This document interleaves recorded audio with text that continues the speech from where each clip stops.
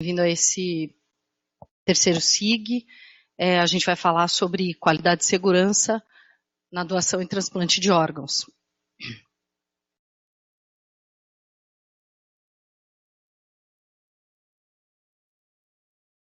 Bom, como todos vocês sabem, a doação e o transplante é um binômio indivisível, né?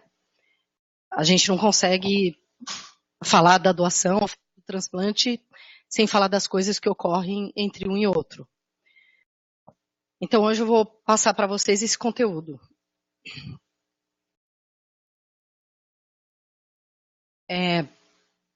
A gente sabe que esse slide eu gosto de usar porque ele representa várias questões em relação à qualidade e ele diz assim, não é suficiente você fazer o seu melhor.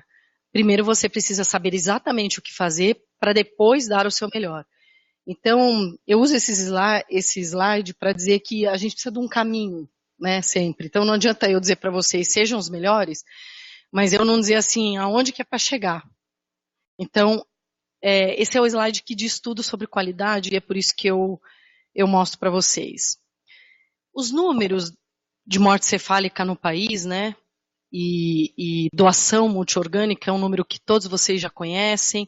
A gente tem um gap importante aqui na doação de órgãos e no transplante, né, de modo geral. Então, a gente tem uma notificação alta de doação, de mortes encefálicas, mas na hora que a gente chega no número efetivo de doadores, a gente tem um gap ainda importante, e esse gap, ele se mostra sempre nos slides de doação e transplante, sempre que a gente estuda isso pelos dados do RBT. Eu gostaria de ter dados oficiais, é uma coisa que a gente sonha ainda ter dados de quem paga realmente, que são que é o governo federal, que é o Ministério da Saúde, mas infelizmente a gente às vezes não tem esses dados, temos dados de fontes como a BTO, por exemplo, né? Seria muito importante um dia ter esses dados unificados via governo federal. Depois nós temos aqui a performance, né, do número de transplantes de órgãos, quer dizer, é inexorável esse avanço aqui, né? Ninguém acredita que a gente não vem num platô, a gente só vem aumentando, né? Tem mais 2 lugares aqui. A gente só vem aumentando, e esse aumento representa essa porcentagem aí que vocês estão vendo, de 79% em 10 anos, né? Então a gente crescemos muito. Se vocês forem pensar, o transplante cresceu muito, e se vocês forem me perguntar, nossa, é uma área para trabalhar, né? É uma área que eu posso, sem dúvida. Não conheço ninguém que esteja hoje procurando uma oportunidade de trabalho sem estar empregado, porque a área de doação e transplante é uma área muito nobre, é uma área que todos buscam uma especialidade. E por que isso? Para ter bons resultados. Todo mundo que quer fazer transplante nessa área busca bons resultados e não existe bons resultados sem profissionais dedicados, bons profissionais do ponto de vista de capacitação e de competência técnica e atitudinal. Não existe isso, né? Depois vocês podem ver aqui também que os nossos números, tanto de doação de órgãos no mundo, né, aqui no caso transplante, a gente fica dentro dos países transplantadores, e na doação também. Então veja, tanto em um slide quanto no outro, nós somos países de referência nessa área. Então, significa que nós devemos nos preocupar aqui com indicadores de qualidade, que não só número de potencial doador, número de transplantes realizados e sobrevida. A gente precisa de indicadores nessa área que sejam parecidos com o que eu vou mostrar para vocês, que a Europa, Estados Unidos e mesmo outros países, a Austrália, realizam, né? A gente precisa avançar nesse sentido. A gente já passou um pouco da fase heróica do transplante, então a gente precisa realmente entrar numa nova fase em que a gente olhe o que acontece em outros lugares e faça e adeque a nossa realidade, crie outras que não existam, porque também a gente tem uma capacidade de criação muito grande, então a gente precisa fazer isso, né? E aí, quando a gente olha a inserção do Brasil no mundo, a gente está em segundo lugar.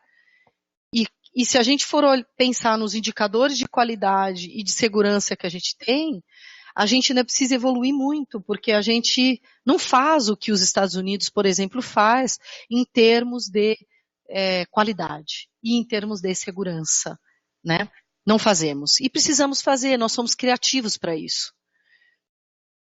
A mesma coisa, nossa inserção no mundo, né? Quando nós vamos para congressos, a gente é destaque pelo número absoluto de transplantes, por mais que por milhão de população a gente fique por ali em 33º lugar, mas em número absoluto nós temos um alto envolvimento nessa área no país e a gente precisa aprender a mostrar isso, né? Para além de ser o maior país transplantador. O que eu estou desafiando com essa aula, e daqui até o final do ano que a gente vai discutir, é exatamente a gente parar de dizer somos o maior programa público de transplante no mundo, mas somos o melhor? Porque só ser o maior, é bom ser maior, eu não estou dizendo que isso tem que morrer, mas a gente tem que avançar para somos o melhor? É a pergunta que eu faço. Temos indicadores para mostrar que nós somos bons naquilo que fazemos? Ou só temos número, né? Que mais? Programa de captação e transplante, a gente sabe que a gente tem 2 modelos, que a gente tem um desenho aqui bem estruturado, com modelo espanhol, com modelo americano, mas isso só são canos, né? Se você for pensar no que está dentro disso, à exceção dos documentos que a gente traduziu da Espanha aqui na escola, dos modelos que a gente traduziu com a Letícia, americano, a gente tem pouco desenvolvimento dessa questão da qualidade, né? E que recentemente foi pedido num decreto 9.175, que é o decreto que pede agora que cada estado faça o seu planejamento de qualidade junto com as equipes transplantadoras, enfim, todo o estado, né? De novo, né, maior programa público de transplantes do mundo, mas, na minha opinião, precisamos investir na qualidade e na segurança agora. A gente passou da fase onde número é o mais importante. Talvez a gente possa entrar, talvez não, precisamos entrar numa outra fase, né? E aí, para entrar nessa outra fase, eu trago essa frase, né? Em Deus nós acreditamos, no resto eu vou precisar de dados. Para mostrar que nós somos os melhores, não adianta acreditar. As pessoas dizem, não, porque aqui no meu hospital transplantador nós somos muito bons. Olha, você pode ter números, mas os dados têm que mostrar que vocês são muito bons. Então, a gente precisa de dados. E aí nós temos o primeiro, eu acredito, e eu sempre digo que esse é o primeiro reporte, esse é o primeiro relatório que vai mostrar o problema na área do transplante no país, da doação e transplante. E sempre quando vem alguém internacional, aluno de fora, estudar com a gente, como a gente já recebeu vários anos, outras pessoas de outros estados me perguntam, professor, o que eu leio primeiro? Lê o relatório do TCU. Se você não sabe nada sobre transplante ou quais são os problemas, leiam o relatório do TCU de 2006. Ele vai mostrar, e ele é de 2006, e ele está atual. Ele é de 2006 e está atual o que o TCU disse sobre a nossa área. E aí, ele mostra que nós temos vários riscos. Riscos não só no processamento de exames, na distribuição, no transplante de órgãos tecidos propriamente dito, né? Nós temos riscos em toda essa cadeia, desde o diagnóstico de morte encefálica, do cuidado com o corpo numa terapia intensiva, com a família, até o final, até a alta do paciente transplantado e depois ele retorna, a gente vai ter 1 milhão de riscos aqui. Então, dentro desse processo hoje, nós precisamos, é imperativo que a gente hoje olhe este processo e visualize todos os riscos que ele possa ter. Todos os riscos dentro desta cadeia. A gente pode desenhar diagrama de causa e efeito. Esse aqui eu fiz só para vocês. Fiz um teste aqui, né? Onde eu fui colocando os principais gaps de problema aqui, num diagrama de Chikawa que vocês conhecem, né? Para mostrar onde é que a gente poderia ter problema na área da doação e transplante. Está pequenininho, mas depois vocês pegam a aula e aí vocês olham melhor e estudem, né? Para quem for estudar. E aí vocês pensarem também em evitar danos. Aí a gente precisa falar de evitar dano, porque toda vez que a gente fala de segurança, a gente está falando de dano. A gente está falando de evento adverso. Vocês já tiveram aula de segurança do paciente, né?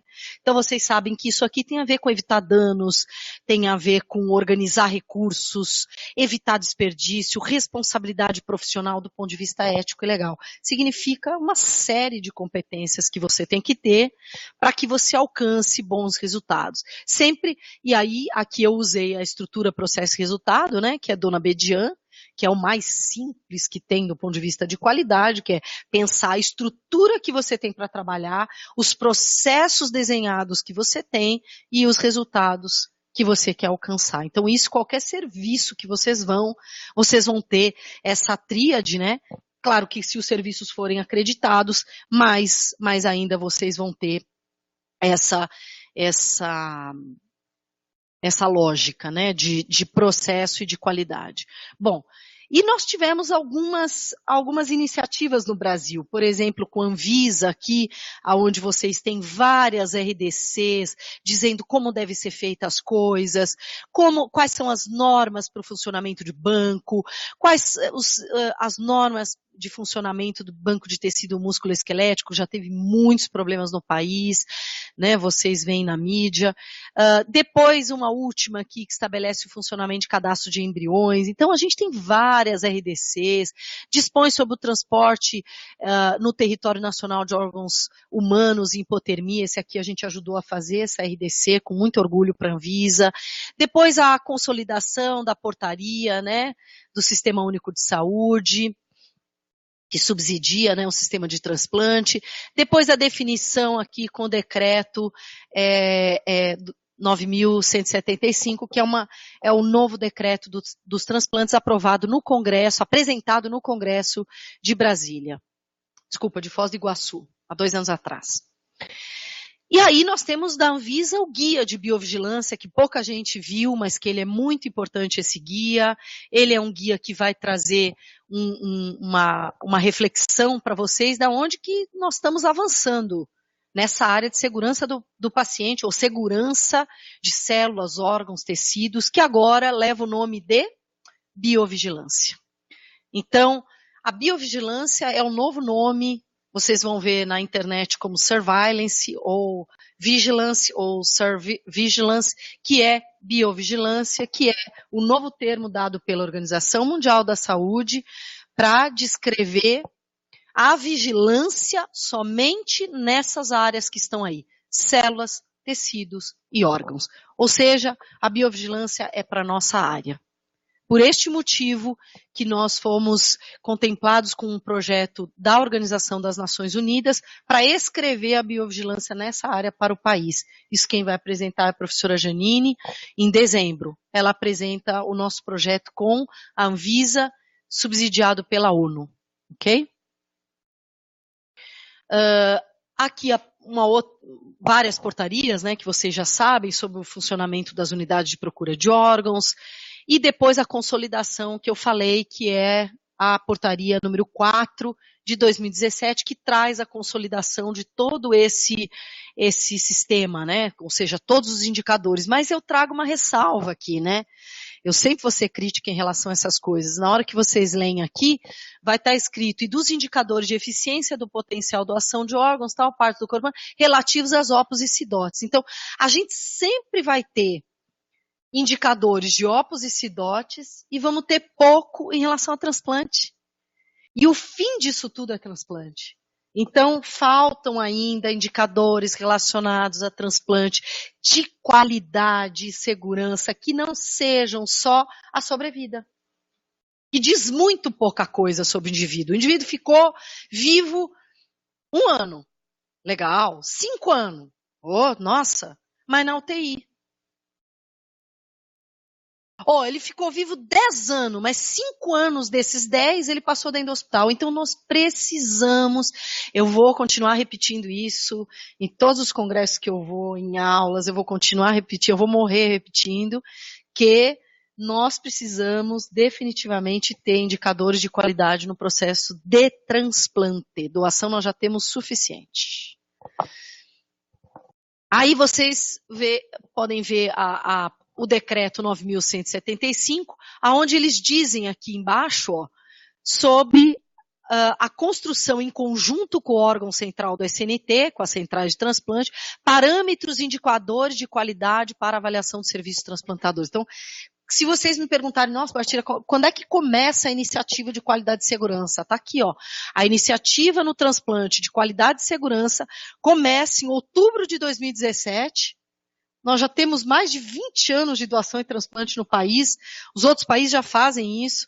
E nós começamos agora a colocar no decreto que precisa ter indicador de qualidade na área de transplante. E aí eu trago os de fora. Claro que o hospital que tem ISO, o hospital que tem uma Joint Commission, que está ali, que tem acreditações, qualquer delas, vai ter certificações, vão ter questões importantes relacionadas à doação e transplante, óbvio. Então, se vocês forem num Oswaldo Cruz, num Einstein, desculpa pessoal de fora, eu vou falar de alguns hospitais aqui de São Paulo, mas eu já vi que tem outros estados, mas se vocês forem nos melhores hospitais, então Porto Alegre, por exemplo, né, o Moinhos de Vento, se vocês forem nos melhores hospitais do país, vocês provavelmente vão ter indicadores do transplante, porque a assistência toda desse hospital tem indicadores. E aí o transplante também vai ter. Entenderam isso? Mas o ideal é que todos os países, inclusive os hospitais universitários, os hospitais públicos, tenham indicadores do transplante. E aqui, vocês podem ver, no número 1 aí, vocês vão ter o programa de qualidade, por exemplo, da Espanha, o programa de qualidade dos Estados Unidos, a portaria nossa, que pede os indicadores, que é a única que pede os indicadores de doação da CIDOT, depois a 2600, que também pede, os guias de boas práticas da Espanha, que já existe, o Consenso Pan-Americano de Doação e Transplante, a Joint Commission, que tem uma certificação específica para doação e transplante. E eu cheguei a traduzir o manual da Joint Commission para o Einstein, a pedido, eles usaram, porque nós já podemos acreditar. Então, por exemplo, se nós quiséssemos acreditar que o nosso hospital acreditar para a Joint Commission, a gente poderia, independente. Olha, vamos acreditar o nosso programa de doação e transplante pela Joint Commission, nós podemos acreditar, né? E o modelo europeu, que a gente já traduziu para o nosso país, Paraná e Santa Catarina usam, vocês viram a doutora Arlene, que é coordenadora da Central Transplante do Paraná, e o Joel, coordenador da Central Transplante de Santa Catarina, falarem aqui na outra vez e falaram sobre o que eles fazem, o que eles usam, que são instrumentos que a gente validou de qualidade, que eles permitem que a gente verifique quais são os escapes que a gente teve de doação de órgãos no nosso hospital. Então, na nossa CIDOT, a gente vai implantar isso. A gente vai sortear os óbitos, avaliar os óbitos e ver quantos escapes a gente teve. Né? A gente está bem de número, mas a gente precisa olhar isso aqui. Porcentagem em relação às mortes encefálicas, capacidade geradora, escapes, problemas na manutenção, recusa. Cada hospital precisa saber aonde está o seu problema. Não adianta achar que é a população que vai aumentar a doação de órgãos. Quem aumenta a doação de órgãos somos nós. A população já faz seu papel, doando. Nós é que temos que fazer o nosso, cada vez que a gente tem um problema aqui mapeado, que eu tive com manutenção, é uma perda minha. A campanha deveria ter profissionais de saúde, treinem, capacitem-se. Além das campanhas, as campanhas são importantes, mas não só elas, né? A gente precisa que os profissionais, de fato, olhem esses números e atuem neles. A gente tem aqui outros modelos, como o modelo americano, que também prevê avaliação de qualidade. O modelo americano é um pouquinho mais arrojado, porque eles soltam no site deles, eu já mostrei outra vez aqui para vocês vão se lembrar, em que eu mostrei que eles soltam no site aquele centro atingiu as metas, não atingiu as metas ou está abaixo das metas. E quem está abaixo da meta, 3 meses para reavaliação, para cumprir as metas e depois, se não, ele sai do sistema de transplante. Não pode mais transplantar. Ele fica suspenso. O ano passado, 4 centros transplantadores suspensos. A professora Linda Oller, que a gente chamou para o congresso agora de Campinas, chega para falar exatamente como funciona nos Estados Unidos, porque é ela que faz essa avaliação. A professora Linda Oller, que ajuda a gente muito, ela faz a avaliação do modelo americano de transplante, junto com os profissionais de saúde. Aqui nós temos, na página do governo americano, que inclui Medicare, Medicaid, todos eles, né, eles têm vários programas como se fosse o nosso SUS, mas vários programas. Na página deles, vocês talvez não consigam ler, mas aqui é o planejamento estratégico americano do transplante, público em PDF, para quem quiser abrir. É só digitar aí, cms.gov no Google, transplante. Você baixa todas as metas deles, aonde eles querem chegar, o que eles estão fazendo. Nós temos os padrões da Joint Commission, que eu já falei, nós chegamos a traduzir cada padrão desse, né, o padrão ouro, planos individualizados de cuidados dos pacientes e como é possível mensurar. Vejam que ali, só para destacar para a psicologia, ó pessoal, que bonito, ó, os candidatos a transplante passam por avaliação psicológica. Isso é regra nos Estados Unidos. Isso é regra, deveria ser aqui também. Os candidatos a transplante passar por avaliação psicológica. Entre outras coisas, né? Depois, se vocês tiverem curiosidade, também digitem no Google Joint Commission to Transplant e vocês vão ter lá todo o manual de transplante. Se vocês quiserem em português, aí vocês vão na minha sala. Ou me pedem por e-mail, sei lá. Ok? Aqui mais um padrão, ó. O hospital informa pacientes e famílias como optar, tal, e vem os indicadores. Não é só se a família doou, não doou, né? Eles têm como evidenciar o que eles fazem, com vários padrões de Joint Commission, né? O hospital supervisiona o processo de obtenção de órgãos, é o processo de retirada, né? Aí está aqui, o hospital define os processos, o hospital identifica exigências, a equipe é treinada, tudo isso aqui tem que ter evidência. Se eu treinei vocês, eu tenho que ter um papel que vocês foram treinados e a provinha no final. Todo mundo passou? Não. 70% passou. 30% ficaram de recuperação, fazem a prova no próximo mês. É isso o modelo americano. Entenderam? Aí vocês fazem prova, vocês são avaliados e blá, blá, blá. E mais. Avaliação em doação e transplantes no mundo também pelo UNOS. Olha o planejamento estratégico, políticas de segurança do governo americano para doação e transplante. Está aqui.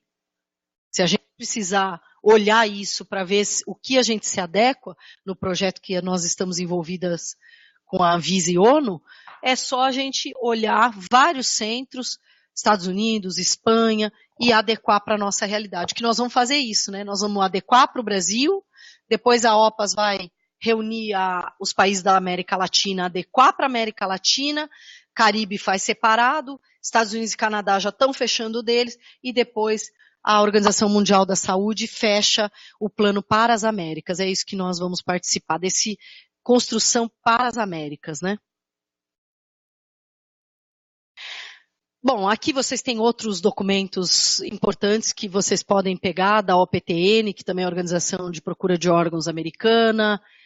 Aqui eu trago essa foto porque é a única pós-graduanda que a gente tem, né, envolvida, o restante está envolvido ou com doação, ou com adesão, mas a gente tem a Letícia, que está envolvida com o projeto de qualidade. Essa é a professora Linda Oller, né, que já veio algumas vezes ao Brasil e vem agora para São Paulo, em Campinas, vai ficar um pouquinho com a gente, trabalhando. Esse aqui é o time dela lá, todo multiprofissional, psicólogo, fisioterapeuta, odonto, enfermeiro, todo mundo.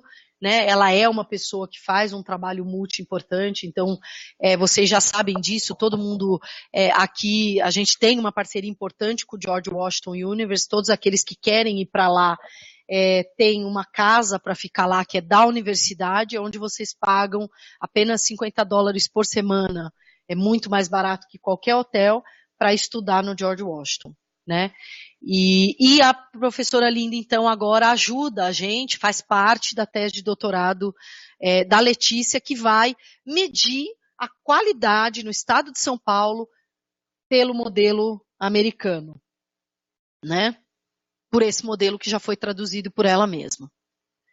Bem, então, aí a gente vai ter uma iniciativa que eu recomendo todos os senhores entrarem, que é a iniciativa da Organização Mundial da Saúde, que é o Notify. Então, a Organização Mundial da Saúde, em 2015, cria o programa Notify, que é o programa de avaliação da doação e transplante para o mundo, e aí vem essas iniciativas que vocês estão vendo. Aqui é a nossa iniciativa, é via OMS. Se vocês entrarem no Notify, vocês vão ver que eles já estão lançando as coisas de biovigilância. O país mais adiantado na verdade, são os países da União Europeia. Então, vocês podem ver aí o site da União Europeia, o Vistart, onde o pessoal da doação e transplante já iniciou os trabalhos de biovigilância por lá. Então, eles já começaram a fazer. Todos os países da União Europeia, do bloco da União Europeia, 2014 e 2020, já iniciaram e terminam provavelmente antes do bloco da América Latina. Por esse motivo, nós estamos olhando bastante os trabalhos que eles estão realizando, né? Ou seja, o tempo, né, não só para o transplante, mas o tempo para a gente ajeitar todas essas questões de qualidade e segurança, eles são enormes. São enormes. E a gente vai precisar de muita gente para chegar num resultado bom, como a gente já precisou no passado, né? Para vocês que são novos e não sabem, às vezes não conhecem, né? Se bem que vocês tiveram uma aula com a professora Maria Gerbasi na semana passada, e quem teve a oportunidade viu que aula, né? De uma professora que teve a oportunidade de fazer estágio com o Prêmio Nobel, né? Então, nessa época, na época da Gerbasi, então lá pelos anos de 50 a 60, esse gráfico terminava aqui. Porque era a doação de órgãos e acabou na retirada. Não, depois de muitos anos, a gente foi dizendo, o processo só termina depois que eu devolvo o corpo para a família. Então, a gente já corrigiu desde fluxo até outras coisas, do tipo, não falar desmanche, que era falado, isso a OMS não sabe, ela só sabe do doador cadáver, por isso ela fez questão de soltar um relatório em 2014, pedindo para que se chamasse deceased donor, ou seja, doador falecido ou doador morto, mas ela nunca soube que no Brasil a gente punha na lousa do centro cirúrgico desmanche, né? Acho que a Celeste, quem está aqui, deve lembrar. E a gente precisou também de muitas reuniões para dizer, gente, não é desmanche, pelo amor, né? E finalmente eu tive que dar uma aula de epistemologia da palavra desmanche, a evolução epistemológica da palavra desmanche e a evolução epistemológica da palavra cadáver, para mostrar que não podia mais usar aquelas duas coisas, né? Mas são evoluções, né? Aí, vamos para alguns eventos adversos, né? Identificação incompleta nas nossas caixas, como evento adverso, né? Olha como o Brasil está longe. Os Estados Unidos pode mandar de vários jeitos, mas está tudo identificado, a Europa, né? A gente ainda tem problemas aqui com identificação. Você não sabe de quem é esse rim. Aqui falta de identificação na caixa, né? Vem assim. Isso não pode, né? Isso não pode. Porque quando chega aqui, você vai tirar, tem o que ali dentro? A gente já teve vários processos contra enfermeiros, tivemos que ir na justiça, tivemos que olhar na cara do juiz. Eu já tive que assistir, nunca fui eu, que eu não faço assim, mas quem foi, né? Eu já tive a oportunidade de assistir a pessoa tendo que responder que ela sabia como era correto. E o juiz perguntava, mas por que você não fez? E a pessoa não tem o que dizer, né? Aqui também, ó, falta de identificação. Imagina, você nem sabe o que tem. Além da falta de identificação, se vocês olharem de perto aqui, ó, não tem líquido. Então, eu não sei se é gordura, porque eu não sei se boia, se afunda, se é o pedaço do baço, ou se é gordura que eu preciso para fazer a prova cruzada, para fazer o crossmatch. Você não sabe o que é, então, bom, whatever, né? Depois você também encaixa, assim, ó, certificação. Esse aqui numa caixa de sorvete, ó. Já tem RDC mostrando como é para vir. Como é para estar condicionado, qual o jeito correto para estar condicionado, né? Essa nossa área precisa realmente melhorar nos quesitos de qualidade e segurança. Mas aí eu vou mostrar para vocês o queijo mais caro do mundo. O queijo mais caro do mundo é o queijo que ele é feito à base de leite burra. E vejam aí que ele chega a custar R$7.000. Gente, um queijinho desse aí, ó. É uma fatia, não dá para 3 pessoas. A quem gosta de queijo, né? E seu transporte utiliza as melhores tecnologias. Eles fazem o transporte desse queijo com GPS, pessoal acompanhando, tudo marcadinho, assinado, 1000 assinaturas. Vocês estão entendendo? Esse aqui é a ostra mais cara do mundo. Ela viaja do norte da Europa, do Mar de Bering, ali onde passa aquele programa da Discovery da pesca mortal no Mar de Bering, que tem os navios, e passa esse programa. As ostras mais caras, elas chegam vivas nos restaurantes mais caros de Nova York. Eu pergunto para vocês, o que é mais caro? Uma ostra, um queijo ou um órgão humano? Ou um tecido humano? O que vocês acham? Isso é para pensar, né? As pessoas que trabalham com isso aqui trabalham afinco, trabalham apaixonados, mandando a ostra. E eu queria ver nos olhares das pessoas mandando um órgão essa mesma paixão. Um órgão humano, um tecido que vai salvar a vida de uma pessoa, que vai prolongar a vida de uma pessoa. Quanto é que custa isso, né? Custa eficiência, custa eficácia, custa justiça para as pessoas que estão na fila e custa mudança cultural no nosso país para avançar nos quesitos de qualidade e segurança. Significa isso. Significa isso. Significa quebrar o vidro de um retrovisor, colocar um bilhete, que a pessoa não sabe nem quem é, mas na hora que a pessoa abrir esse bilhete, é o Ben Affleck, no bilhete está escrito, desculpe, eu quebrei seu vidro, eu sinto muito, por favor, ligue de volta. Ben Affleck, né? Aí se ele quebrasse meu vidro. Aí se ele quebrasse meu vidro. Mas é isso aqui.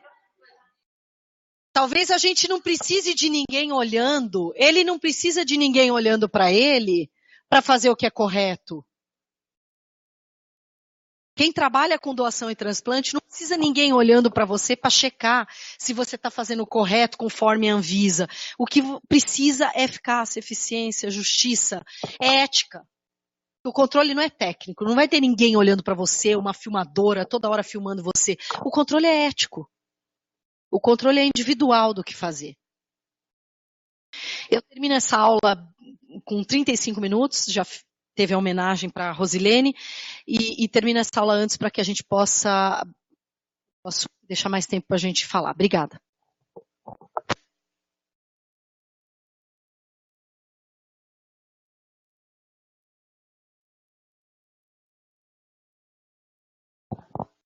Boa tarde, pessoal. Deixa eu ver quem está conectado aqui.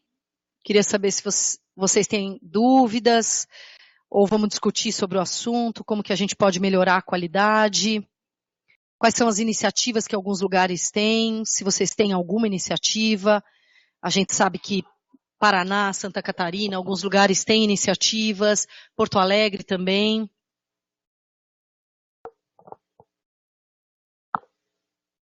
Olá, enfermeira Rosane, Maringá, Paraná, tudo bem?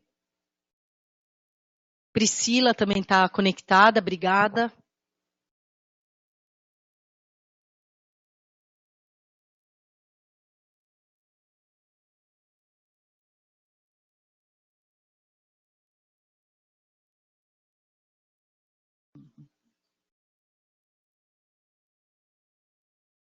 Precisava abrir bastante. Patrícia Treviso, quer falar alguma coisinha? Você consegue falar daí?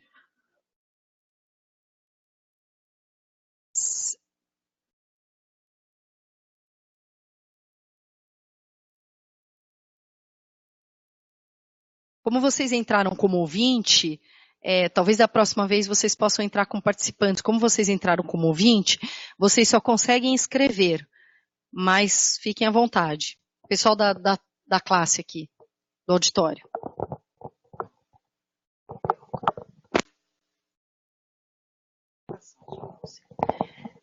O Bartira, é verdade que a gente teve a oportunidade de assistir a professora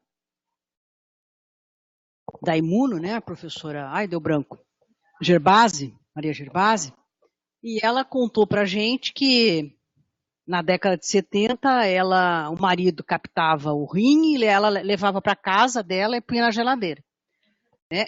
E então são pessoas que viveram histórias para contar da evolução dos transplantes. Claro que nos tornamos o maior programa público de transplantes, Martinha, mas eu acho que é interessante a gente lembrar que 2017, 18, 19 ainda não está implantado totalmente. Eu diria que com raríssimas exceções, por iniciativas de algumas pessoas, esse é uma outra característica do nosso país. Nós vivemos sobre uma égide que é o desejo das pessoas. Nós não temos uma cultura institucional de assumir uma determinada ação como um desejo da instituição, com raras exceções. Então, na área do transplante, nós temos pessoas que se dedicam a melhorar aquilo que fazem, né?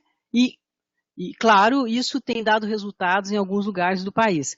Mas a grande discussão, nós que estamos nessa praia há algum tempo, sabemos que é muito fácil criar indicadores para doação e transplante de órgãos, porque o grupo, os trabalhadores dessa área, não são os trabalhadores que detêm o poder no processo da doação e transplante de órgãos. Quem de verdade traz o doador, consegue a doação, é um grupo de profissionais que é o profissional médico. Somos nós, enfermeiros, psicólogos, fisioterapeutas, biólogos. São vários os profissionais envolvidos nessa área, com muita frequência. A maior parte desses profissionais são da área da enfermagem. Então, nós temos uma situação interessante. Ditar indicadores para nós, o governo dita. Até conseguiu colocar num decreto indicadores. Mas, de verdade, reconhecer que precisa apontar, mostrar indicadores para a questão do transplante propriamente dito, ele não faz. E ele não faz. Por que ele não faz isso? Uma das premissas que a gente tem quando a gente fala de qualidade e segurança é o board de uma instituição, quer dizer, os cabeças, né, de uma instituição, os heads, né, dessa instituição, ditarem a norma de qualidade e segurança. Isso todos nós ouvimos, vocês ouvem, quem aqui é de hospitais de excelência já ouviu isso. O board tem que estar comprometido, né? É verdade. Mas quem que é o board no sistema de transplante? Além dos hospitais acreditados, além desse... O board na área do transplante é o próprio Sistema Nacional de Transplantes, é a própria Central Estadual de Transplantes, é a própria OPO. Então tem que nascer destas instituições a vontade por ter esses indicadores. Essa vontade ela começa a nascer agora, por muita pressão. Porque tem que ficar claro que essa pressão que nós estamos sofrendo é uma pressão nacional, nós aqui nacionalmente já fazemos essa pressão, todo o congresso que nós vamos, a gente dá curso pré-congresso de qualidade e segurança, a gente força de diversas formas, né? Mas essa pressão agora começa a ser internacional também. O bom é que quando a gente não consegue aqui, tem uma pressão internacional que ela tem que vir, ó. O avanço é inexorável, eu sou dessa frase. A gente vai ter pequenos ou grandes retrocessos na humanidade, mas o avanço é inexorável. Até porque as pessoas já viveram o lado bom, ninguém quer viver o lado ruim das coisas. Então todo mundo já experimentou, por exemplo, todo mundo já experimentou liberdade. Ninguém quer sua liberdade cerceada. Não nesse século mais, por mais que tentem cercear, né? Isso é sempre mais difícil porque você...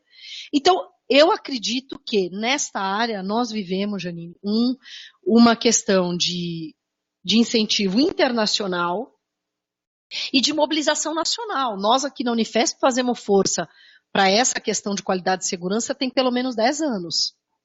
Então, acho que isso também força, né? E outros estados, acho que Patrícia, em Porto Alegre, outros lugares, né? Que também se esforçam para ter essa cultura de qualidade. Deixa eu ver o que o pessoal está escrevendo, só um pouquinho. Acho que é isso. Só vou complementar a sua fala, professora, porque a gente vê E assim, né, eu tô pegando a parte recente da história, né? A gente via que antes os processos estavam muito ligados às pessoas. E realmente, a sua fala é muito acertada quando você fala que a iniciativa parte das pessoas, e aí a gente tem alguns polos, né? E a gente conseguiu reparar muito isso no mestrado. A gente tem alguns polos, algumas iniciativas em poucos lugares, né? E agora que vem uma força maior, a gente espera que isso mude um pouco e que a gente consiga transpassar todas essas dificuldades que a gente tem hoje com o transplante. Né?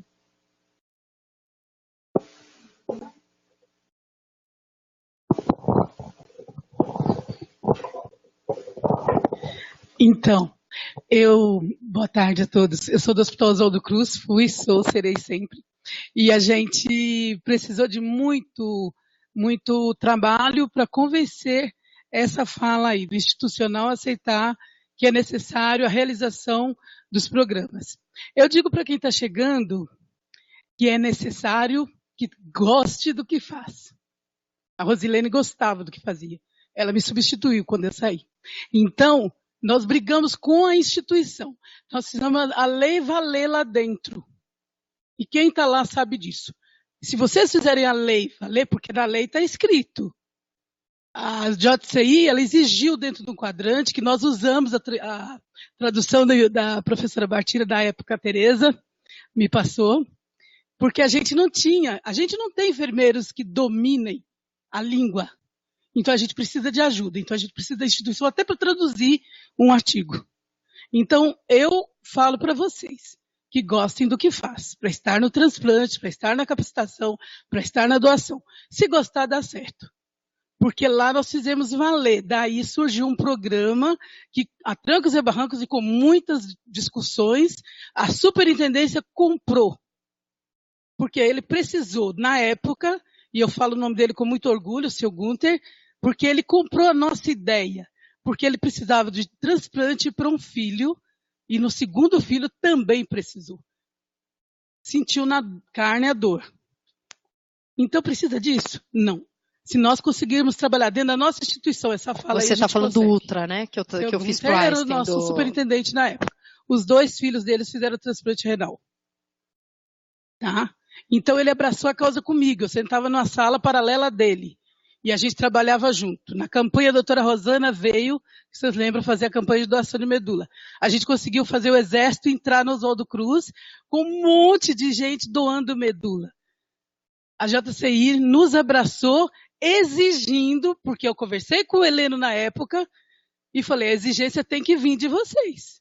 Está escrito um capítulo, não sabíamos, buscamos. Então a gente tem que ir atrás. É burlar a lei, falar com o senhor lá que cobre deles porque eu preciso de ajuda? Eu fiz isso e fiz feliz. Hoje nós temos estatutos, lá funciona como Einstein na época já funcionava através da professora Bartira, que já trabalhava esse serviço lá.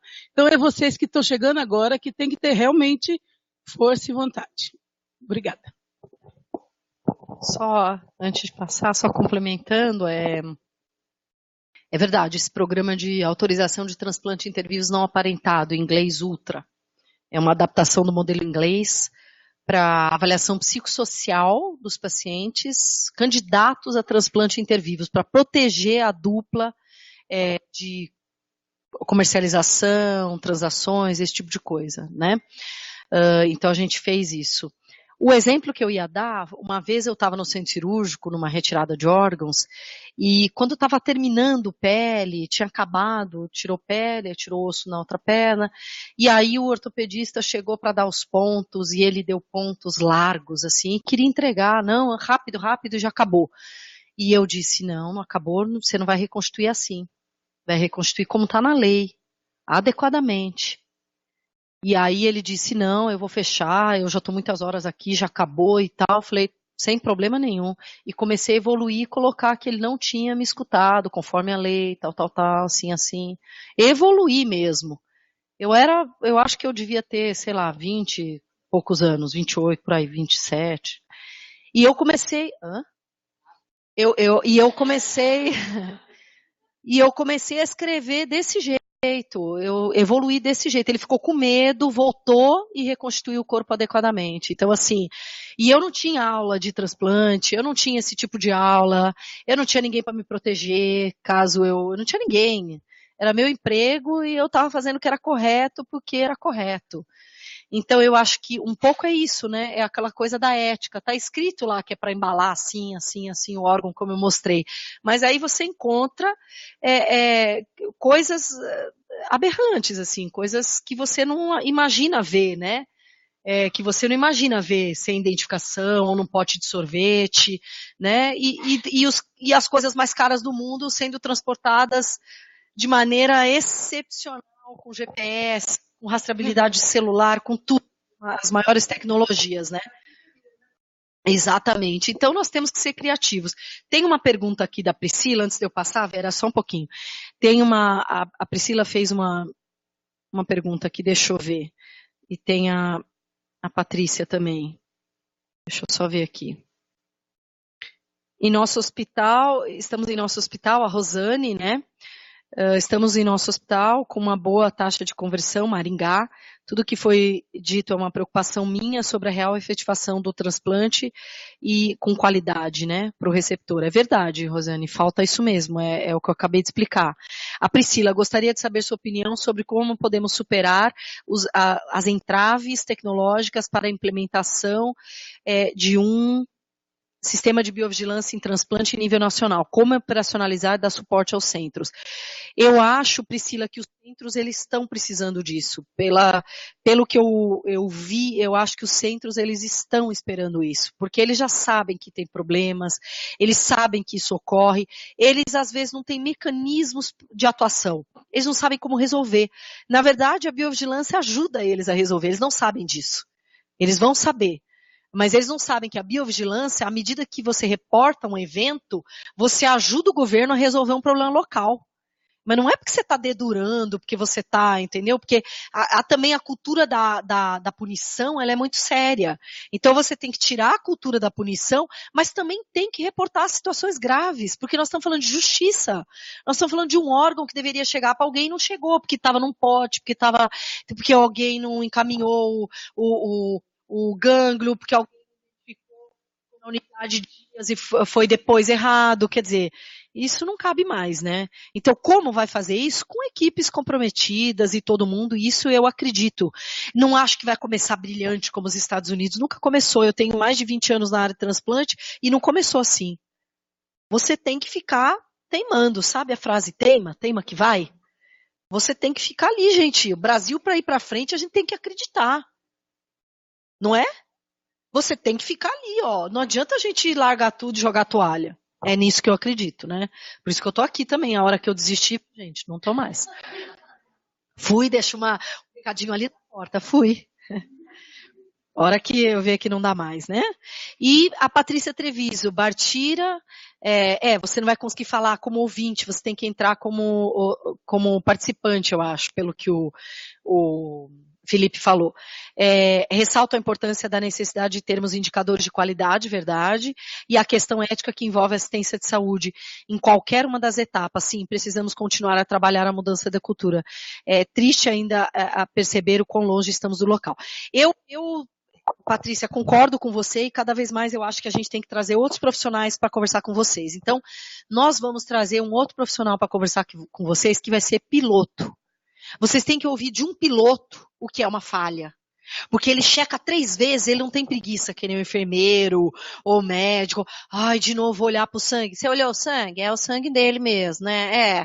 Agora vou olhar com o paciente, é ele mesmo. Ai, tem que falar com voz alta que a Joint Commission tá passando. Joint Commission passando. Ele é o fulano de tal. É ele mesmo. Aí quando a acreditação tá passando, fica todo mundo lendo em voz alta, parecendo uns, né? Vai não fazer isso no avião. Porque quando você entra dentro do avião, o que você faz? Você senta bonitinho dentro do avião, aí você passa o cinto, faz, ai, passa uma... Mãe, tô dentro do avião. Pai, vai sair agora, aviso quando chegar. Beijinhos e carinhas, assim. Aí manda pra toda a família. Ai, que coisinha. Manda coraçãozinho. Pegando o avião, é sempre tenso pegar o avião, né? É sempre tenso. Então todo mundo manda recadinho. Tô saindo. Cheguei! Cheguei, você já manda cheguei. Você nem faz uma frase introdutória. Eu cheguei, eu pousei. Não, pousei, cheguei. Porque dá aquele medo, né? Porque o piloto, que está lá na frente, ficou fazendo o quê? Tripla checagem em tudo. Dá uma volta na aeronave, checa, pá, não, tá, ok, não sei o quê, pá. Aí ele entra, pega um formulário, vocês não veem, é lindo. Pega um formulário, e começa. Aí, assim. Aí, como é que vai? Assim. E aqui, sérios, sem rir. Como é que tá sua mãe? Tá ficando? Tô. Tudo bem aqui. Porque é assim que a gente faz medicação, às vezes, né?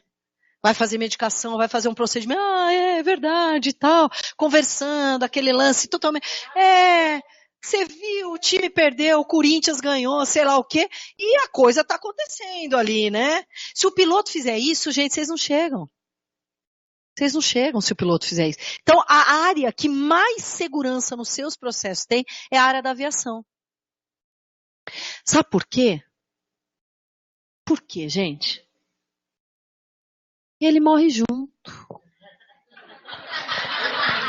Porque ele morre junto. E nós não. E nós não. Nós fazemos as coisinhas ali e tá tudo bem, né? Se deu errado, se fosse junto, tinha que ter uma vez. Eu falo isso para os alunos da graduação. Eu queria uma hora dessa que tivesse assim, o catéter na veia do paciente e na sua. Essa medicação, ela, peraí, deixa eu conferir. Deixa eu olhar de novo. Deixa eu conferir. Vocês estão entendendo? Hã? Então ninguém errava mais, porque antigamente não tinha as normas de segurança da graduação, aí aprendia os colegas um no outro, dava uma injeção para um, uma injeção para vocês, sabiam? E aí todo mundo ficava fazendo. Pergunta se erravam. Então, gente, assim, olha, é isso, nós temos muito para evoluir nessa área, mas o foco da aula não é só a gente, aqui são todos têm que pensar em evolução, todos têm que pensar em qualidade de segurança, não pode ser só o board, né? O board de vocês aqui, vocês têm que pensar nisso. Fazer no dia seguinte para nós, olha, professor, esse negócio de qualidade aqui, estou pensando em medir aqui na unidade. Mede. Olha, professor, achei um negócio. Vai. Que é tudo que nós vamos querer, vocês pensando em qualidade de segurança. Para um pós-graduando, para um residente, tanto faz, para uma central de transplante, para as OPOS, é vocês pensando em trabalhos que desenvolvam indicadores de qualidade de segurança. Lembrando que os indicadores de OPO, de CIDOT, a gente tem um monte. Talvez precisamos implantar aquelas perdas, o que eu mostrei aqui na aula, que foram as perdas, as situações de perda que a gente pode identificar para onde precisa melhorar. Agora, onde falta é no transplante. Então, dá para não ter psicólogo no pré-transplante? Não, não podemos não ter psicólogo no pré-transplante. Não podemos não ter alguns profissionais no pré, no pós, no IN, etc. Né? Um exemplo. Posso falar um pouquinho? Bartira é ótima. Eu sou a Vera, enfermeira do transplante do Sírio. E eu estou há 30 anos no Sírio, mas no transplante há 12. Eu já estou até aposentada, vá. Mas é bem isso que a gente está falando aqui. Transplante é ame ou deixo, né? Quando a gente ama, não quer sair mais. E é bem isso, esse trabalho de formiguinha. Quando eu entrei no transplante em 2007, eu era sozinha. Eu era apenas uma enfermeira. Que nem sabia, sabia só um pouco de transplante de rim, de medula, porque eu tinha trabalhado em áreas. Mas vim fazer pós, né, em 2008. E é bem isso, é um trabalho de formiguinha. Hoje nós somos uma gestão, nós temos uma gestão. E o que propiciou o nosso serviço crescer tanto foi um dos médicos coordenadores do transplante, o Dr. Paulo, ele ficou como CEL. Nós temos apoio do programa do PROAD, então aí o serviço foi crescendo e hoje somos uma gestão. E nós somos a equipe que mais transplanta fígado infantil intervivos praticamente do mundo, né? E nós estamos hoje, desculpa gente, e hoje estamos também treinando, vamos começar a treinar pelo programa do PROAD, Nós temos uma escola de transplantes no Sírio e pelo programa do PROAD a gente vai estar ensinando instituições públicas a fazer transplante. E agora vamos começar pelo Estado, o Ministério que determina qual Estado e que hospital a gente vai treinar. E vamos começar pelo Matagão, em Salvador, a treinar a equipe de lá, uma equipe a fazer transplante de fígado. E Feira de Santana também, que vamos treinar uma equipe é lógico, porque transplante, né, só médico, né, gente, né? Porque nós, equipe que tocamos a grande coisa. Porque médico mesmo, né, só faz, né, ou a gente põe ali o paciente na mesa para vocês. Né? Então, assim, mas assim, é o trabalho de todos para chegar aonde a gente está, né? E assim, não desistir. Se vocês amam o que vocês fazem, é isso. É um trabalho de formiguinha, né? Mas fazendo com amor, dedicação, o negócio anda, né, Vá? E é isso. Boa tarde.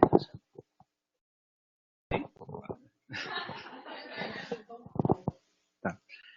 Eu queria saber, assim, o que Sou Wallace, sou residente dentista daqui do transplante e eu queria saber o que a senhora tem a dizer a respeito de certas barreiras que já estão estabelecidas dentro do transplante. Por exemplo, a gente da odonto pega muito paciente recém-transplantado com alguns focos de infecção em boca devido ao fato deles não passarem no pré-transplante, né, com a gente da odonto para fazer esses tipos de avaliação e possíveis intervenções.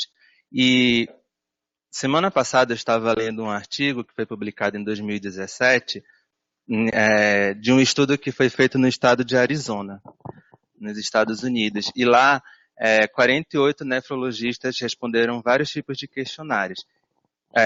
Responderam questionários, né, com vários tipos de perguntas e, assim, menos de 15% afirmou que não indica para o paciente com o dentista, né? Sendo que em 55% já tinha cirurgião dentista na unidade, né? Então é uma dificuldade que a gente percebe muito isso e eu gostaria de saber assim, como fazer para quebrar esse tipo de barreiras. Olha só, isso precisa estar num planejamento mesmo, como eu mostrei ali. A gente precisa fazer de cima para baixo, né? Às vezes funciona de baixo para cima, você pedindo, etc. A gente teve um transplante que vocês acompanharam, mas só que o paciente transplantou e a retirada de um dente era na sexta-feira. Você lembra, na semana passada, né?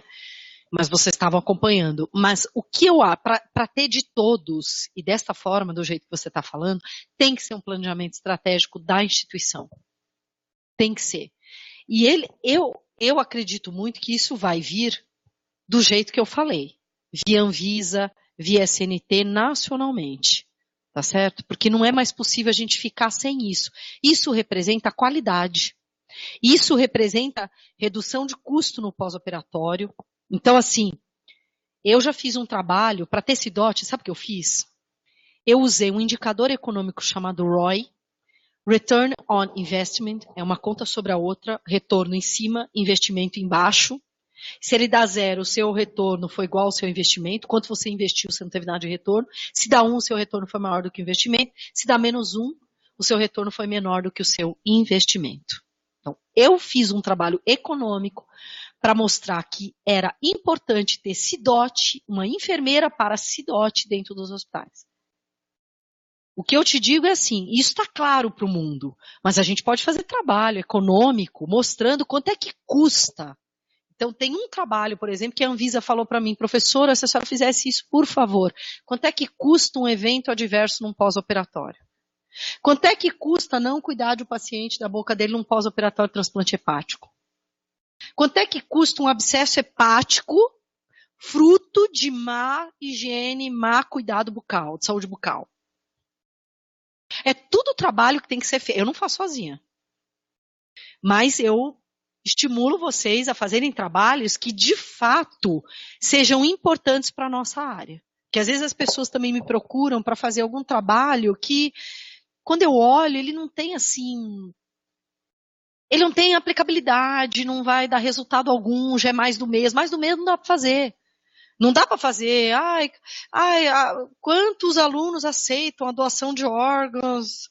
É um trabalho simples para a graduação fazer, mas não para vocês. A gente tem que fazer.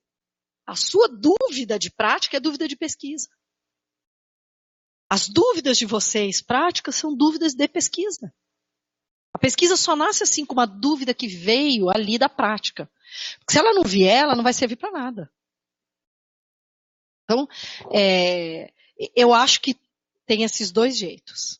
Vir de baixo seria assim, por força, né? Fazendo trabalho como a gente faz, traduzindo os modelos de qualidade, segurança que a gente fez. A gente fez isso para quê? Para mostrar que já estavam disponíveis. A pessoa aplica, já está disponível. Olha, centros, vejam. Essa é a contribuição da academia. Não dá para fazer trabalho que vai para Marte e não dá em nada. Não. Tem que ser coisa que realmente as pessoas vão pegar e vão usar. Você tem vários na sua área. Se você quiser, a gente pode sentar depois e listar, assim. Que é interessante listar, sabe? Para você até poder fazer uma trajetória. A odonto, né? Fazer uma trajetória dos trabalhos de transplante na área. Para além dos trabalhos clínicos. Para além dos... Aí trabalho clínico é outra coisa. Né? O que é melhor, isso ou aquilo? Aí faz um ensaio clínico randomizado e tal. Mas não, estou falando de outros trabalhos que são fáceis de fazer e de mensurar. E esses ficam aos olhares de um Sistema Nacional de Transplante, de uma OPAS, de uma OMS. Essas outras pessoas vão olhar, que não vão ser as mesmas que vão olhar os trabalhos clínicos. Ficou claro? E mais? Eu acho, né, Batira, que a própria residência multiprofissional é uma conquista. Foi uma conquista para mostrar que é uma área que, se não tiver pessoas qualificadas, você não melhora os resultados dos pacientes e das famílias. Tá? Os projetos de residência, eles nasceram disso. Tá? E este é um projeto de residência que comemora 10 anos, junto com o GEDOT, exatamente mostrando isso. A empregabilidade de vocês é alta, mesmo para as profissões que não têm tradição, né? Vamos dizer, você acabou de falar, Wallace, a odonto é um desafio que nós acreditamos necessário dentro desse programa de transplantes. Né? Não há a menor dúvida, não dá para você transplantar um doente que tem focos infecciosos nos dentes, meu Deus, e nós estamos transplantando. O grave é isto, é que nós estamos fazendo as coisas... já te passo. Nós estamos fazendo as coisas deste jeito. Você já sabe que não vai dar bom resultado esse doente, que o custo desse doente para o sistema de saúde é altíssimo e nós continuamos transplantando. Então, a hora que nós começarmos a mostrar alguns resultados da má prática, porque acho que essa é a grande discussão, nós estamos fazendo uma má prática também. Estamos fazendo grandes avanços, mas estamos fazendo uma prática. A Batira está acabando de falar, somos o maior programa de transplantes, mas somos o melhor? Eu não acho que nós somos o melhor. Tá? Porque comemorar um transplantado que tem 15, 20 anos é 1 ou 2. Mas assim, olhar para a qualidade de vida dessas pessoas, tá? E o custo disso para a saúde é uma coisa assustadora. Hoje a gente vai ter aula na especialização sobre transplante multivisceral, com a doutora Ana Paula. Tá? Esse é um transplante que é interessante a gente ouvir sobre ele. Porque ele, em tese, é um custo que o país já paga, elevadíssimo, né, com ações judiciais, que daria para fazer muito mais transplantes se nós não gastássemos o que gastamos fazendo um transplante para o indivíduo chegar lá, operar e morrer. É só isso que acontece. Talvez no futuro, né, quando vocês estiverem sentados no lugar da professora Batira, o transplante multivisceral esteja consolidado. Ele precisará iniciar. Acho que a gente já falou aqui sobre os próprios transplantes que estão sendo pensados usando... como chama? Xenotransplante. Essas coisas vão evoluir. Né, o órgão artificial, o rim aí, talvez mais 2, 3 anos a gente já estará experimentando um rim que não será humano. Né? Então, eu acho que é interessante, mas precisa começar a mostrar. Eu sempre falo que quando a gente usa o argumento do custo para o gestor, é o único jeito. O brasileiro só se move se mexer no bolso dele, para tudo. Não é para o transplante só, para nós todos. Se mexerem no nosso bolso, a gente pensa 2 vezes. Tá? E o Brasil é assim. A América Latina é assim, ela pensa nisso, né, no benefício do seu bolso primeiro. O gestor é igual. E depois ele pensa no curral político dele. Aqui são 2 movimentos. O quanto ele põe no bolso e quantos votam nele. Então, essas são iniciativas interessantes que nós ainda temos que usar. Quando a gente, como disse Ai, criatura. Hoje eu estou caduca, a Celeste, estou cansada. A Celeste, quando a gente tem que pensar num indivíduo que passa por uma situação dessas, como passou o diretor lá do hospital, e ele se interessou, assim como a gente tem um professor aqui da nossa universidade, que tinha um filho com síndrome de Down, o professor Nóbrega, da pediatria, e o professor Nóbrega investiu aqui embaixo que faz o teste do pezinho. Hoje eu estou na PAI, estou muito cansada. Na PAI, e foi assim que a PAI se consolidou, porque o professor tinha um filho que tinha síndrome de Down.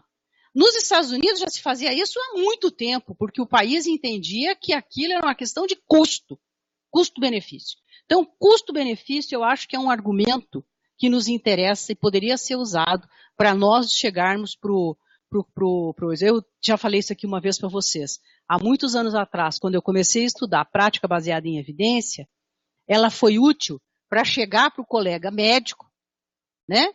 Porque ele é autoridade na enfermaria, para chegar na autoridade da enfermaria e dizer assim, filho, sua prescrição está errada, viu? Por isso. Quando ele era muito sem noção, você dizia assim para ele, olha que interessante esse artigo que eu encontrei, uma revisão sistemática. Não sei se você leu já, que é para dizer que ele não sabia, era um jeito muito educado de dizer, leve para casa e estude. No outro dia ele chegava e não fazia mais aquela prescrição. Eu estou dizendo isso porque a enfermagem fez muito esse movimento. Muitas profissões têm feito isso. Então a gente tem que andar nesse sentido, Wallace, né?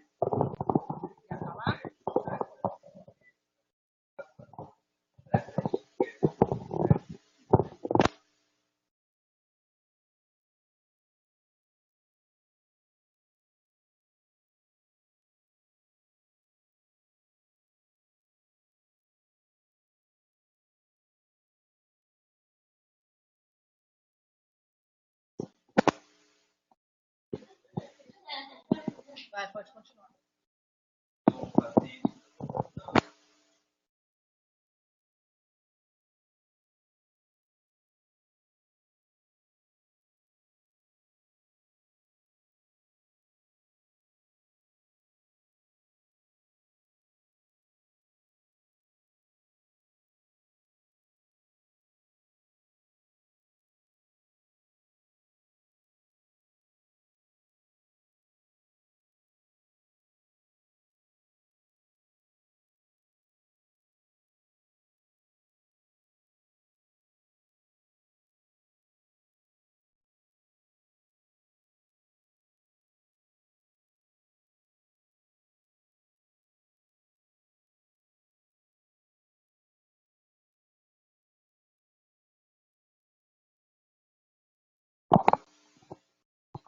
E acho que tem o não domínio deles, né? Eles realmente estão atrasados, eles não dominam porque isso é importante. Eles não conseguiram entender. Em alguns aspectos, acho que a gente está mais avançado. Que como vocês tiveram muitas aulas, muito conhecimento nessa área do transplante com padrões internacionais, às vezes, quando eu percebo, eu estou dando aula para nefrologista. Eles me chamaram outro dia. Então, por quê? Porque eles realmente não estão estudando. Eles estão estudando só o rim, assim. É muito engraçado isso, né? Eles estudam o rim, mas de verdade, é uma coisa muito louca o que acontece ali. E aí as outras coisas estão todas perdidas e eles vão ficando atrasados. Eles só vão ficar no ponto como a gente está se eles viajarem para fora. Aí eles voltam maravilhados, entendeu? Parece que descobriram a América. Que preguiça. Quem mais?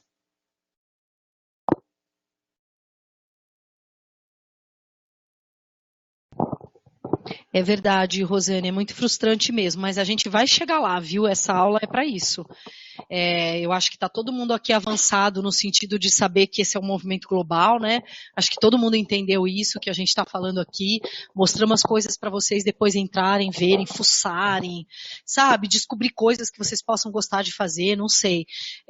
São coisas para vocês olharem, né? Agora, não tenham dúvida, a gente está dando aqui, algumas aulas aqui são aulas de congresso, são aulas que vocês vão ter em outros ambientes até. Mas porque vocês estão com a gente, paciência. Né? Vocês vão ver outros falarem, vão falar, nossa, tá faltando um monte de coisa aí que a professora explica, porque vocês estão num centro realmente que é um centro importante nessa área, é um centro que estuda, que faz todo o esforço para vocês estarem aqui.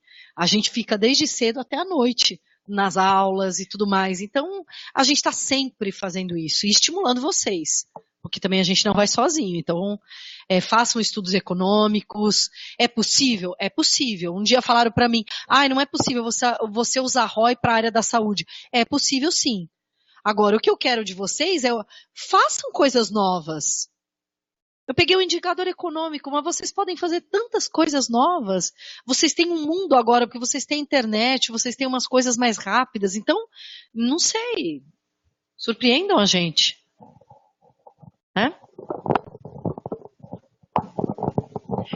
Boa tarde, eu sou a Andresa, sou psicóloga. O Wallace citou um dos desafios que a gente tem no transplante, e um outro desafio que eu vejo no pouco tempo de experiência de residência é o transplante realizado com crianças e com adolescentes. Geralmente quem responde muito por eles a questão de autonomia são os pais, um responsável legal, e eu me deparei já com um paciente adolescente que tinha transplantado uns anos antes, quando ainda era criança, né, nessa transição para adolescência, e que às vezes era difícil para ele entender todo esse processo de tomar o imunossupressor, de entrar todo nesse processo de qualidade de vida e de transplante, o quanto que a gente tem que também se preocupar na questão do pré-transplante com as crianças e com adolescentes, não somente com os pais, porque eles vão vir a crescer. E aí? O que eles estão entendendo de tudo isso? Da gente cuidar como equipe multi dessas crianças e adolescentes que vão passar por um processo que vai transformar a vida deles de alguma maneira. Muitas vezes se tem essa ideia até dentro do hospital de que as crianças e adolescentes não têm capacidade para opinar sobre a própria vida. Tem essa ideia errônea, porque eles sabem sobre a vida deles, claro que dentro de um nível de maturidade possível, mas que às vezes é deixado para lá, é tirada também. Eu acho que é um dos desafios que a gente vem pensando, inclusive eu tenho até pensado em pesquisar sobre isso, né? De levar essa pesquisa à frente, porque a gente precisa, quando a gente fala em autonomia, não é somente dos adultos, dos maiores, daqueles que a gente acha que tem um poder por um saber, por uma maturidade, mas do indivíduo e da dignidade humana, que a criança também é, o adolescente também. Não é um adulto pequeno, né?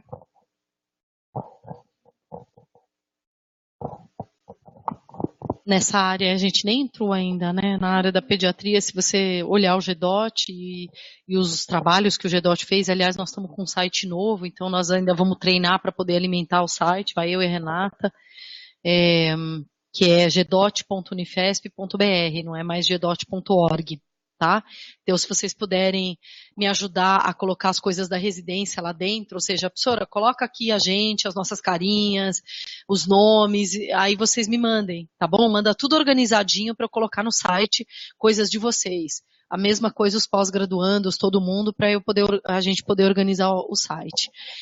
Mas, de fato, se vocês olharem no antigo site do GEDOT, vocês quase não vão encontrar produção pediátrica, não tem, a não ser adesão renal pediátrica que a gente fez, o resto não tem nada, então a gente precisa fazer, é uma área que a gente está devendo, a gente sabe que tem questões de dor nessa área, está tendo um evento, já teve um evento aqui de dor pediátrica na escola, então a gente sabe que as pessoas não cuidam, né, o paciente às vezes com dor na pediatria, ninguém sabe avaliar direito, então teve todo um evento disso aqui na escola, e de outras coisas que eu acho que a gente podia começar a fazer.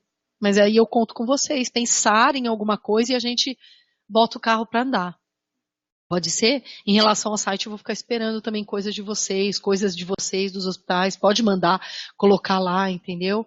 Evento, momentos, né? Pra gente ir colocando ali. Acho que é importante.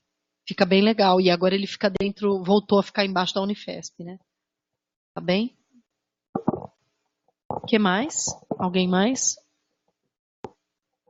Eu acho que é isso então por hoje, gente. Obrigada, viu? Obrigada, pessoal, pela conexão. Obrigada.